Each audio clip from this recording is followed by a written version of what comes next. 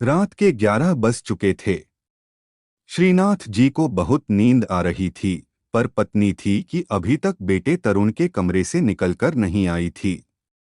2 बार श्रीनाथ जी उसके कमरे में चक्कर लगाकर आ चुके थे और अपनी पत्नी को बुला चुके थे।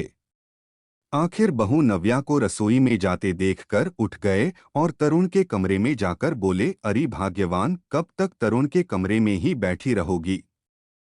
अब इन्हें भी सोने दो और खुद भी सो जा, आपको भी क्या चैन नहीं है? कुछ पल मेरे बेटे से बातें कर रही हूं, लेकिन आपको वो भी नहीं सुहाता? अरे मुझे तो सब सुहाता है, पर तुम दवाई लेना भूल जाती हो और फिर मुझसे ही झगड़ा करती हो कि आप याद नहीं दिला सकते थे क्या? हाँ तो ठीक है ना, दवाई लेकर आकर बैठ जाती हूँ। नहीं नहीं, तुम दवाई कमरे में ही लो और फिर आराम करो।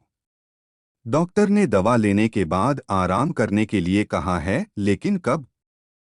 इस बार जब गए थे तब डॉक्टर ने कहा था, पर मेरे सामने तो ऐसा कुछ नहीं कहा। अरे तुम बाहर निकल गई थी तब कहा था। आखिर सुषमा जी को मन मारकर अपने कमरे में आना पड़ा। सुषमा जी के कमरे में आते ही श्रीनाथ जी ने कहा, क्या तुम बच्चों के कमरे में बैठी रहती हो? अच्छा लगता है क्या? इसमें अच्छा लगने की क्या बात है? मेरे बेटे से ही तो बात कर रही हूँ। पहले भी तो रात को मैं उससे बातें करती थी, पर पहले की बात और थी, अब बात और है। अब घर में बहू आ चुकी है। और पहले कौन सा तुम उसके कमरे में 11-12 बजे तक बैठी रहती थी? तो बहू के आने के बाद भी मेरा बेटा तो बेटा ही रहेगा ना? सुषमा जी ने तुनक कर कहा और अपनी दवाई लेकर सोने चली गईं। श्रीनाथ जी अपना सिर पकड़कर बैठ गए। दूसरे दिन सुबह श्रीनाथ जी अपने मॉर्निंग वॉक से लौटकर आए तो घड़ी में 8 बज चुके थे। तरुण अपना नाश्ता कर रहा था और सुषमा जी वहीं डाइनिंग टेबल पर बैठी हुई थीं, जबकि बहू नव्या नाश्ता सर्व कर रही थी। सुषमा जी नव्या को बिल्कुल भी तरुण के पास रुकने नहीं दे रही थीं। जैसे ही नव्या कुछ सर्व करने के लिए भी आती तो सुषमा जी बर्तन उसके हाथ से ले लेती। श्रीनाथ जी अपने साथ गर्मा गर्म कचौरियां लेकर आए थे।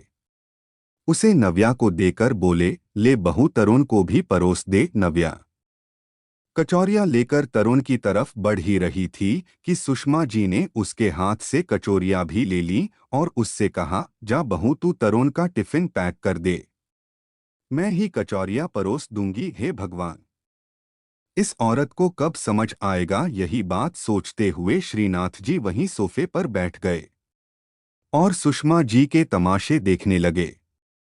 थोड़ी देर बाद तरुण घर से निकलने लगा तो उसने नव्या को आवाज देकर कहा, नव्या, शाम को जल्दी तैयार हो जाना, प्रवीण के यहाँ पार्टी में जाना है।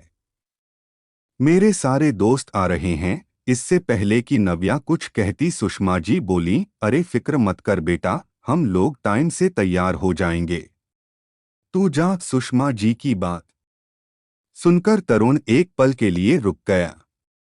यहाँ तक कि श्रीनाथ जी भी हैरानी से अपनी पत्नी की तरफ देखने लगे तो सुषमा जी ने कहा, अरे खड़ा क्या है, जाता क्यों नहीं? देर हो जाएगी ऑफिस में। तरुण ने अपने पापा की तरफ देखा तो उन्होंने उसे जाने का इशारा किया।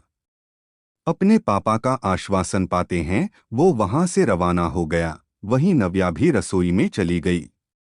आखिर बोलती भी तो बोलती क्या? वहीं सुषमा जी कमरे में आकर अलमारी खोलकर अलमारी के सामने खड़ी हो गईं। पीछे पीछे श्रीनाथ जी भी कमरे में आ गए। क्या कर रही हो भाग्यवान? अरे शाम की पार्टी के लिए क्या पहनूं? बस यही सोच रही हूं। मैं यही तो पूछना चाहता हूं कि तुम कर क्या रही हो? मतलब तुम्हें कुछ समझ है कि नहीं, या तरुण की शादी के बाद समझ बेच खाई? तरुण के दोस्तों की पार्टी है, वहां तुम कहाँ अच्छी लगोगी? अरे तो मैं तो उसके सारे दोस्तों को जानती हूँ, वो सब भी तो मेरे बच्चे जैसे ही हैं। अरे बच्चे जैसे हैं तो भी तो उन्हें स्पेस तो चाहिए ना, ऐसा है तो वो अकेला चला जाएगा। जरूरी है क्या नव्या को साथ लेकर जाना?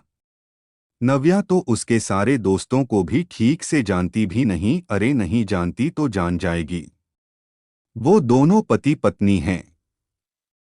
तुम्हें शोभा देता है क्या बच्चों के साथ जाना? अरे पर तरुण मेरा बेटा है, पर भाग्यवान तुम्हारा बेटा अब किसी का पति भी है। अगर इतना ज्यादा इन दोनों के रिश्ते के बीच में आओगी तो एक दिन ऐसा आएगा कि तुम इस घर में अकेली रह जाओगी। हर रिश्ते की अपनी मर्यादा होती है। इतनी मर्यादा क्या तोड़ना कि मजबूर होकर बेटे बहू को तुम्हारे सामने खड़े होकर बोलना पड़े। ऐसे कैसे जी? मेरी बड़ी जीजी ने भी अपने बच्चों को कितनी छूट दी थी। क्या हुआ? बाद में बहू बेटे को लेकर के हमेशा हमेशा के लिए अलग हो गई। ना बाबा ना, मैं अपने बेटे को इस तरह अकेला नहीं छोड़ सकती और मैं नव्या को कोई मौका नहीं दूंगी कि वो मेरे बेटे को लेकर अलग हो। जब इतना ही डर था तो फिर बेटे की शादी ही क्यों की थी? देखो भाग्यवान, हर बात के दो पहलू होते हैं। जीजी का बेटा बहू लेकर अलग हुई। इल्जाम लगाना आसान है, पर क्या उनके बेटे में अक्ल नहीं थी? लेकिन कुछ नहीं। शाम को सिर्फ नव्या और तरुण जा रहे हैं। कुछ तो अपने संस्कारों पर भी विश्वास करो। थोड़ा स्पेस तो दो बच्चों को। और आइंदा मैंने इस तरह की हरकत देखी ना तो याद रखना, मैं तरुण को कह दूंगा कि अपना ट्रांसफर दूसरे शहर करवा ले। फिर बैठी रहना अकेली। जब श्रीनाथ जी ने थोड़ा सख्त होते हुए कहा, तब जाकर सुषमा जी चुप हो गईं। आखिर पति को गुस्से में देखकर उन्होंने चुप रहना ही ठीक समझा, क्योंकि वो जानती थीं आखिर गलत वो खुद ही हैं। आखिर शाम को तरुण और नव्या ही पार्टी में गए। अगर आपको हमारी ये वीडियो पसंद आई हो तो वीडियो को लाइक करें, कमेंट करें, चैनल को सब्सक्राइब करें और साथ में बेल आइकन को भी ज़रूर दबा दें ताकि हर वीडियो की नोटिफिकेशन आपको सबसे पहले मिले।